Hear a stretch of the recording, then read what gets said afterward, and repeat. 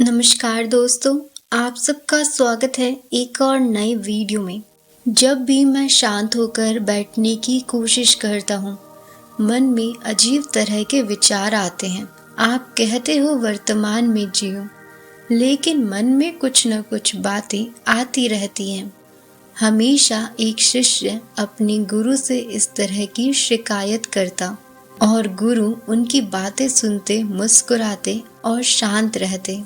एक दिन गुरु अपने साथ एक भैंस ले आए और शिष्य से बोला कि तुम हर दिन इस भैंस को नदी में नहलाने ले जाया करो। शिष्य हर दिन भैंस को नदी में नहलाने ले जाता। भैंस को ठंडे पानी में बहुत मजा आता। नहाने के बाद वो वापस लौटने में बहुत नाटक करती और उस शिष्य को भैंस को वापस लाने में बहुत मशक्कत करनी पड़ती। एक दिन गुरु ने शिष्य से पूछा कि अच्छा बताओ, तुम दोनों में से मालिक कौन है? शिष्य ने सोचकर बोला कि मैं हूँ, क्योंकि मेरे हाथ में रस्सी है। जवाब सुनकर गुरु ने उस रस्सी को काट दिया और भैंस आजाद होकर वापस नदी में नहाने के लिए भाग गई। भैंस आगे आगे और पीछे पीछे वो शिष्य भागा। जब भागते भागते बीच में शिष्य रुका तो गुरु ने कहा, अच्छा अब तो मालिक भैंस हुआ ना, क्योंकि वो तुम्हें अपने पीछे दौड़ा रही है। क्योंकि तुम्हें भैंस में दिलचस्पी है, इसलिए तुम उसके पीछे पीछे भाग रहे हो। भैंस की तरह ही मन के विचार को भी हम में कोई इंटरेस्ट नहीं है। हम अपने मन के नाटक में इंटरेस्टेड हैं, इसलिए ये हमें परेशान कर पाते हैं। जिस पल तुम इनमें इंटरेस्ट खो दोगे, उस पल से ही विचार में तुम्हें हिलाने की शक्ति खत्म हो जाएगी और ये अपने आप गायब होने शुरू हो जाएंगे। ये सुनकर शिष्य वहीं शांत होकर बैठ गया। उसने देखा कि अभी तक वो मन से नहीं, बल्कि मन के प्रति रिएक्शन से परेशान था। अभी भी विचार है, लेकिन अब वह सब दूर से देख सकता है। उस समय उसने गहन शांति का अनुभव किया। उपनिषदों में भी इसी को वैराग्य यानी डिटैचमेंट कहा गया है। जब आप अपने जीवन के पास्ट और नॉनसेंस में इंटरेस्ट छोड़ दोगे, तब मन आपके पीछे पीछे आता है। मन बेकार मालिक से अच्छा सेवक बन सकता है। इसी को डिटैचमेंट कहते हैं और डिटैचमेंट ही प्रेजेंस है। दोस्तों, ये प्रेजेंट क्या है? ये एक शक्ति है जो हम सबको जीवन दे रही है। ये शक्ति हमेशा मौजूद है, हमेशा प्रेजेंट है। क्वांटम मॉडल ऑफ रियलिटी के अनुसार सब कुछ वाइब्रेशन है और सब कुछ वाइब्रेशन एक एनर्जी के कारण है और ये एनर्जी हर जगह बराबर प्रेजेंट है, यानी सब कुछ अभी और यही है। इसी बात को दीपक चोपड़ा अपनी किताब में कहते हैं, लॉ ऑफ इन्फिनाइट पोटेंशियल, यानी इस पल में सब कुछ संभव है। जब आप अपना ध्यान इसी क्षण में ले आते हो, तो आप वही शक्ति का अनुभव करते हो। इस पल में कोई अतीत या रुकावट नहीं है, इसलिए इस पल में सब कुछ संभव है। तो सवाल है कि हम ऐसा कैसे करें? दोस्तों, हमारा दिमाग और शरीर दोनों अनुभव और अतीत स्टोर करने की मशीन है। आपके साथ जो भी सही गलत हुआ, उसे सबसे पहले मेमोरी और नज़रिए ने आपके दिमाग में स्टोर कर लिया और फिर शरीर ने फीलिंग के रूप में स्टोर कर लिया। अब आप अपने जीवन को इसी नज़रिए से देखते हो, यानी प्रेजेंट पर पास्ट का रंग चढ़ा हुआ है। ये होता ऐसे है कि शरीर को इन इमोशन और फीलिंग की आदत हो गई है। ये अनजाने में जाने पहचाने इमोशन को महसूस करना चाहता है। इसी एडिक्शन को कंफर्ट जोन कहते हैं। अब जब आप सुबह जागते हो, प्रॉब्लम के बारे में सोचते हो, तो आपको पुरानी बातें याद आती हैं।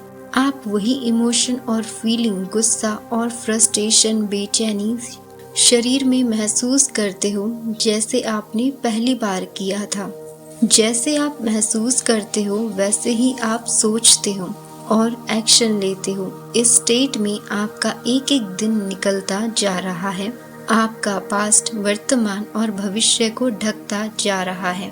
और इसलिए वर्तमान में जीना असंभव लगता है। दोस्तों, इस साइकिल से बाहर कैसे निकलें?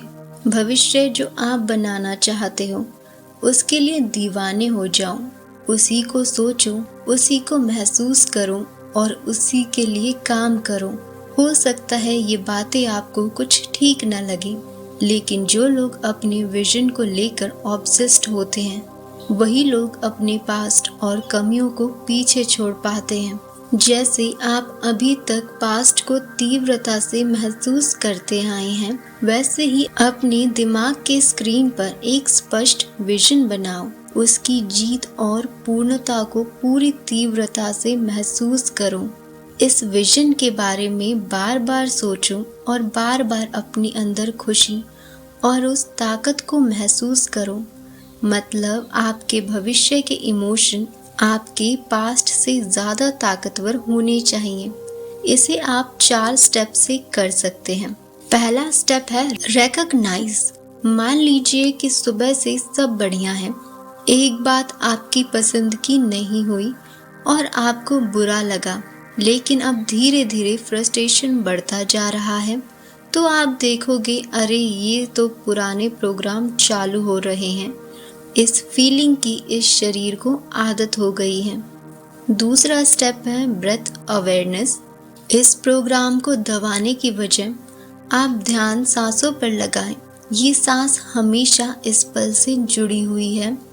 अब तीसरा पॉइंट है सेंसेशन अवेयरनेस। फिर इस फीलिंग को अपने शरीर में देखना महसूस करेंगे कि पेट, गले, कंधे, सीने में कैसा महसूस हो रहा है, कहाँ सेंसेशन ज़्यादा है और कहाँ कम है। जैसे ये सेंसेशन कम होना शुरू होंगे, वैसे ही हम अपना ध्यान वापस सांसों पर लाना शुरू करेंगे। इसका 4th स्टेप है कनेक्ट विद विजन। फिर जो विजन हम बनाना चाहते हैं, जिस तरह से हम जीवन में बनना चाहते हैं, उस पर अपना ध्यान लगाएंगे। मान लो कि हमें फ्रस्ट्रेशन और गिल्ट की भावना बार बार परेशान करती है, तो हमने विजन बनाया हुआ है कि मैं भविष्य में ऐसा इंसान हूँ जो अपने बारे में बहुत अच्छा महसूस करता है। मैं चिल रहता हूँ, परेशानी में मुस्कुराता हूँ और मैं ऐसा इंसान हूँ जो खुद को और बाकी को सबको आसानी से माफ़ कर सकता है। मैं इस समय अपने अंदर खुशी, हल्का और फुर्ती महसूस करूँगा। हम फिर से फीलिंग पर अपना ध्यान लेकर आएंगे और जो हम बनना चाहते हैं वो सच हो जाएगा। यही पावर है प्रेजेंट की। डॉक्टर जो डिस्पेंजा कहते हैं कि जब आप उन इमोशन और बिहेवियर के प्रति सचेत होने लगते हो जो आपको अनजाने में प्रेजेंट मोमेंट से दूर ले जाते हैं, तब आप सही मायने में बदलना शुरू होते हो। जितनी बार आप अपना ध्यान पास्ट से हटाकर नई फीलिंग और विजन पर ले जाएंगे, उतनी बार दिमाग में नए न्यूरल सर्किट्स बनेंगे। जितनी बार आपका शरीर पास्ट के एडिक्शन से फ्री होना सीखेगा, उतनी बार आपका शरीर नई फीलिंग को महसूस करना सीखेगा। और जितनी बार आप प्रेजेंट हो जाओगे ऐसे ऐसे सफलता को पूर्ण करने के लिए। दोस्तों, मैं आशा करती हूँ आप सबको आज का वीडियो पसंद आया होगा। यदि वीडियो पसंद आया है और आप चैनल पर पहली बार आए हैं तो इस चैनल को सब्सक्राइब कर सकते हैं ऐसी और वीडियोस के लिए। इस जानकारी को अपने दोस्तों, फैमिली के साथ भी ज़रूर शेयर करिएगा। मिलते हैं एक और नए वीडियो के साथ।